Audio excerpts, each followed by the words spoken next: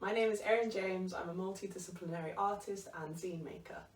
I'm going to ask you a few questions about these zines, magazines, you know, actually thinking about the difference between a zine and a magazine is interesting in itself. But can you remember the first time you read a feminist zine magazine? The first time I read a feminist zine or magazine definitely wasn't the magazines I was reading as a teenager. Oh, tell us about those though first, because I think they're part of the story. Yeah, I mean, my memory is quite bad, but I just remember, well, I was really into them first of all. I collected them for collaging, just putting everything on my room, but reading. And my mum used to get me just like the typical ones that you get in the store, that you'd read on a train or a plane or something, do the quizzes, all that sort of stuff. Yeah. But I remember, so that was 10-15 years ago, probably, and I would just have all of these skinny white women on my walls, and I look back and I found some photos recently and I was just like, why was this my inspiration? Why was this? I thought it was like so cool and radical, but I did actually find some magazines that I like sort of made my own magazine when I was younger as well, with a friend, like did our own photo shoot and stuff. But the stuff that I was reading when I was younger was pretty appalling. Same with the stuff that I was watching, but I just didn't know any better. Any sort of representation of just women, like that, those were like crumbs at that point. I was like, sure, I'll take that. So yeah, when I then went on to read sort of a feminist aligned magazine, I mean, probably unfortunately it was probably only 5 years ago at the time of making my own zines. First of all, wanting to create that with Tough Cookie, my own zine myself, but then the people that I was meeting, like the zine community, in particular, like Sweet Thang, our zine, who did come later, but they're doing such amazing work. Olivia Tate, who's just come up with her own zine called Bite Back.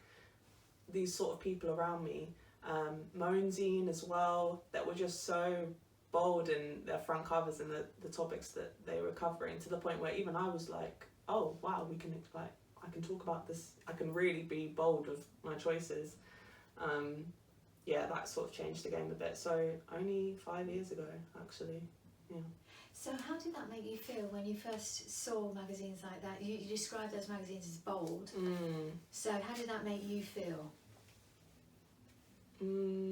I think seeing those magazines, it was like, maybe the word would be permission.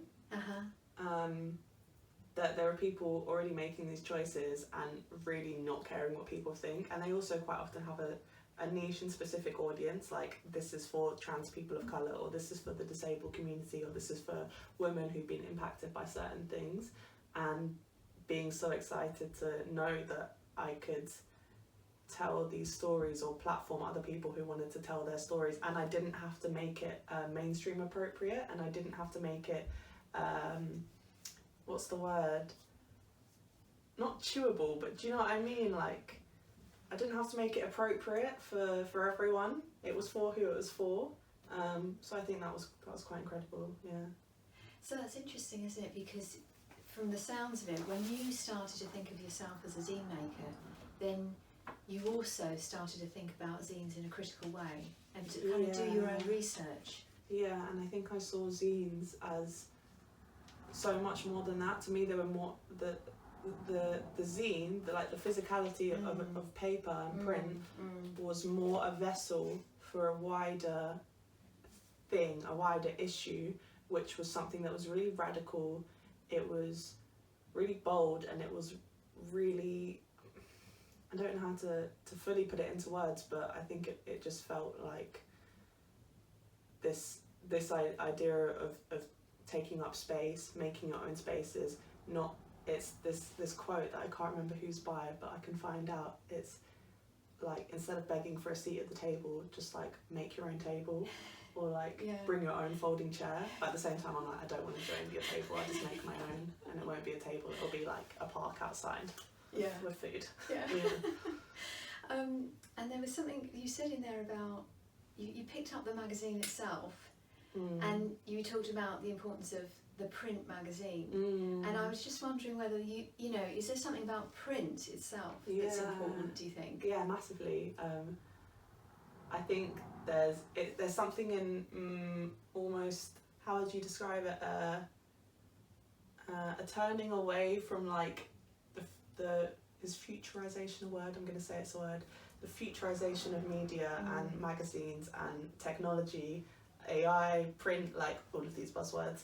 I think there's something turning away from that and holding space for tradition, and I mean tradition in a word that is actually like the radical version of tradition, and what are the roots of zine making and print, particularly with zines. Like, I know, like, historically it started off so small, of just using someone's printer, printing off 10 zines, handing them out to your community. Sometimes it would have to be quite low key, or you'd have to make sure that only the right amount of people, the right kind of people were reading it if you were organising or doing protesting.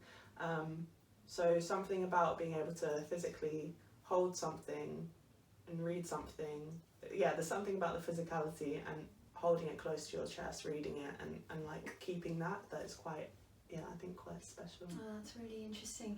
I mean, presumably you've never seen these magazines? No, I've never heard of any of them actually. Right, and some of them are what, 50 years old, more? Yeah, so we're talking about the 70s and the 80s, and you know, we were talking about zines versus magazines before, and obviously some of these, that outright's probably more of a newspaper, and then we've got magazines, really more like Spare Rib, which was quite a high circulation magazine actually, yes, at the time. I think this one out of all of them I feel like it can almost trick you by being like, oh, it's just a magazine. You know, it's just like any magazine, I'll pick you up, and then it's like, BAM! Get to know. Yeah, it's incredible. I think it's an interesting choice between, I wonder what the choice is between producing something that looks and feels and is weighted more like a magazine, and something that's distinctively maybe more pocket size or more like a zine. And I think the reason I chose to go smaller is, number one, because that's just what I associated with zines, but also some sort of physical distinction from, again, this like the mainstream carbon copy of this, you know, tidal wave of magazines that you can't even differentiate between each other, or they're all talking about similar things. But I almost, looking at these, quite like how big they are, because there's something in how much space they've chosen to take up on the page and how big they've decided to print as well, that feels quite nice. I mean, what do you think about the layout here? I mean, versus, you know, you've obviously, as a visual artist, well, this is all, it's just text and pictures, isn't it? And sort of not as much, well, there's some illustration actually, isn't there? But not as much as your zine, for instance. Yeah, what I quite like about it is that it's almost, I think if you looked at it quickly or without your glasses on, you could almost think that it's just a regular magazine, and like there's almost something like a bit cheeky in the fact that they've formatted it almost similar to potentially more mainstream or published magazines, but actually it's really radical in the things that it's talking about. And I like that they've taken the format of more bigger known magazines and used it to centre like stories that aren't usually heard. I think there's something quite interesting and quite radical in that, and I wonder if that was a conscious choice for them. I think you're absolutely right. I think you've hit the nail on the head. Definitely with Spare Rib, it was a magazine that adopted a particular format but then hijacked it in a way. I love that. Yeah, I think that's incredible. I also think that's quite a clever tactic, because there's something to be said between what I was talking about earlier in terms of, you know, who the audience is for. It's for a niche certain set of people, and it's for these people only. It's very obvious, compared to a potential choice of, this could be for anyone, or like maybe people are more likely to pick this up, and then there's something in potentially then taking a more radicalized messages, or more politically aligned or feminist messages, and making them potentially have more success to get shared around the mainstream, because potentially, I mean, that could be your goal. It could be, you know, we want to keep this small and community centred, or we want as many people to see this so that they can do the learning and have the access to these resources and education themselves. So this feels like it's doing that really well. We've got a question about mothers in our testimonies, which is, did your mother ever read any feminist magazines that you know of, or if not, what did she read? I mean, you said she bought you these magazines and you had Skinny White Women on your walls, but what did you see her reading? It's so hard to remember, and I don't want to get her in trouble, but I'm sure she won't mind. Maybe I'm not giving her enough credit because I can't quite remember, but my mum is like a middle class white woman, so very much, and my stepdad, who raised me, is a film writer, so the stuff that they had in their house was either like film books or film, not like graphic novels, but sort of, picture books. So it was a mixture between like quite niche artistic middle class stuff to then like the trashy holiday reads and that sort of stuff. But my mum's always been a big reader, mainly fiction. I can't say that I've ever necessarily seen her reading stuff more politically aligned. I think we've both been on a journey in the last couple of years, and with the way that the world is shaping and the need to educate ourselves in order for liberation has changed to the point where we're all doing more non-fiction reading and educating ourselves. But I think I didn't see her reading. I don't think that was influenced to me in that way. I do remember she started buying me magazines that, I don't know how to describe them, but they were quite thick magazines that were definitely more independent made, quite teenage girl orientated, but it wasn't, it started venturing out more into, from, like makeup and gossip to like, I don't know, making your own like home potion brews, or it wasn't fashion, it was sustainable fashion. It was like these small differences. So she knew I was really interested in reading, and it did develop over the years from, just random magazines to, I remember I used to get these beautiful, bigger magazines that were, on the stepping stones. Yes. Yeah. Well, to be fair to your mum, I mean, for a good while, these kinds of magazines disappeared. Exactly. So and it's in a sense, we're seeing a zine revival now, aren't we? Lots of people interested in making their own zines and things.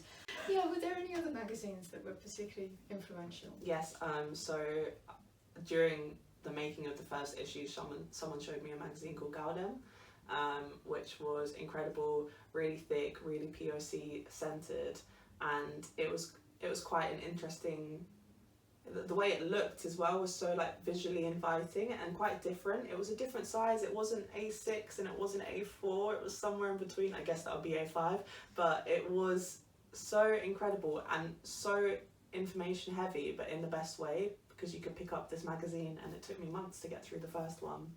And I actually have a Gowdem related story, which is that they found Tough Cookie and approached me and were like, we'd really like to get you on our website and showcase you, which was like career highlight, of the lifetime. And I missed the deadline. I'm really bad at emails and missed the deadline, so that was, heartbreaking. But I like to just say that, they know about me, so that's great. They found you, you found them. Yes. That felt like such validation to see like an inspiration. But they're incredible, and I also feel like they're pioneers. I'm not sure how long they've been going, but it feels like they've influenced this resurgence of so many other zines. Definitely. I mean, they folded last year, I believe. Did they? Yeah. Well, I didn't know that. Yeah, unfortunately. That's so sad. But they were incredibly successful and as you say, really influential. Yeah.